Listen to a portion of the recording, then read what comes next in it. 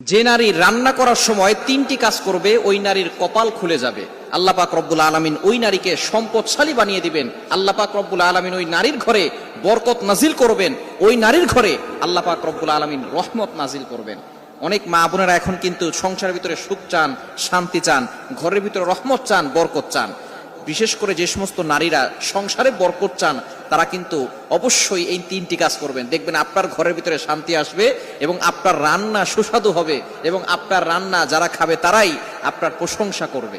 আমরা অনেকেই কিন্তু নিজের প্রশংসা শুনতে চাই এবং অনেকেই আমরা ঘরের ভিতরে বরকত চাই, রহমত চাই। এজন্য আমরা এই তিনটি কাজ করব। নাম্বার ওয়ান, এক নাম্বার হচ্ছে আপনি যখনই রান্নাঘরে প্রবেশ করবেন তখন আপনি সালাম দিবেন। মনে রাখবেন রান্নাঘরে কিন্তু চুলা আছে। এই চুলা, গ্যাসের চুলা বলেন আর যেই চুলাই বলেন, এই চুলা থাকার কারণে যখন আপনি রাতের বেলা সেখানে থাকেন না, এখানে কিন্তু জিন জাতি থাকার সম্ভাবনা আছে। এই জন্য যখনই আপনি রান্নাঘরে ঢুকবেন তখনই সর্বপ্রথম এক নাম্বার